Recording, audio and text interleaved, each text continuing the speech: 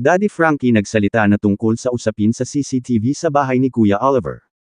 At bakit gigil na gigil naman si Ate Ansing na kabitan ng CCTV ang bahay ni Kuya Oliver? May iba pa ba siyang plano? Yan ang pag-uusapan natin sa video na ito, pero bago yan, paalala lang po, lagi po natin suportahan si Daddy Frankie sa kanyang charity vlogs, at syempre bilang content creator malaking bagay na sa akin ang pag-like ninyo sa video ko na ito. Salamat. Nagkaroon ng magkaibang pananaw sina Daddy Frankie at Ansing tungkol sa mungkahing paglalagay ng CCTV sa bahay ni Kuya Oliver. Ayon kay Daddy Frankie, hindi na kinakailangan pang magpakabit ng CCTV dahil dagdag lamang umano ito sa konsumo ng kuryente at magiging dagdag gastos sa bahay. Dagdag pa niya, wala namang ibang taong labas-pasok sa bahay kundi silang magkakapatid lamang, kaya hindi na umano kailangan ang naturang seguridad. Samantala, si Ansing ang nagmungkahi na lagyan ng CCTV ang bahay. Ayon sa kanya, makatutulong ito upang makita ni Daddy Frankie kung sino talaga sa kanilang dalawa ni Kuya JJ ang madalas umanong nakikialam sa bahay ni Kuya Oliver.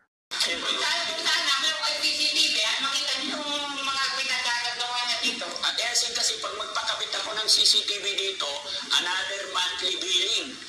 So, di ba? Kaya okay na yon. Kasi kayo lang naman magkakapatid, hindi na kailangan. Tsaka yung pag-usapan na lang. Gayunpaman, iba naman ang pananaw ng ilang viewers.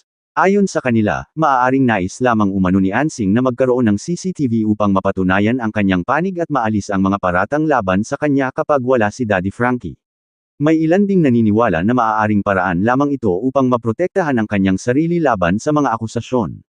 Sa ngayon, nananatiling usap-usapan kung dapat bang ituloy ang paglalagay ng CCTV o sundin ang paniniwala ni Daddy Frankie na hindi na ito kinakailangan.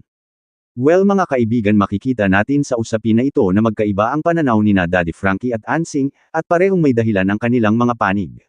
Sa panig ni Daddy Frankie, ang pangunahing iniisip niya ay ang pagtitipid. Para sa kanya, hindi na kailangan ng CCTV dahil pamilya lamang ang mga pumapasok at lumalabas sa bahay ni Kuya Oliver.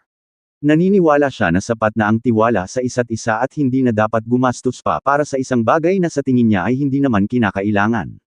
Samantala, sa panig naman ni Ansing, ang CCTV ay hindi lamang para sa seguridad kundi para rin magkaroon ng malinaw na ebidensya kapag may hindi pagkakaunawaan. Kung may pagdududa kung sino ang nakikialam sa bahay, makatutulong ang CCTV upang makita ang totoong nangyayari at maiwasan ang mga maling paratang. May mga viewers naman na nagsasabing gusto lamang umano ni Ansing na magpakabit ng CCTV upang maprotektahan ang sarili at maabsuelto sa mga akusasyon laban sa kanya. Gayunman, ito ay opinyon lamang ng ilang manunood. Hanggat walang konkretong ebidensya na nagpapatunay sa kanilang hinala, hindi ito maaaring ituring na katotohanan.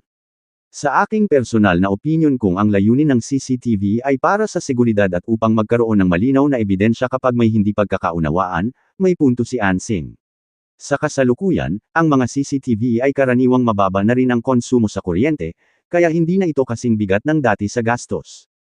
Sa kabilang banda, may punto rin si Daddy Frankie kung wala namang nangyayaring insidente at nagtitiwala siya sa mga taong nasa bahay.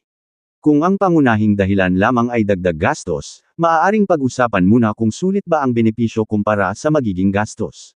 Sa kabuuan, kung madalas nang nagkakaroon ng pagtatalo tungkol sa kung sino ang pumapasok o nakikialam sa bahay, mas makabubuting maglagay ng CCTV dahil makapagbibigay ito ng malinaw na record at makatutulong upang maiwasan ang mga haka-haka at maling paratang.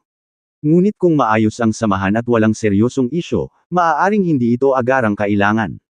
Ang pinakamahalaga ay ang pagkakaroon ng pagkakasundo ng may-ari ng bahay at ng mga nakatira rito.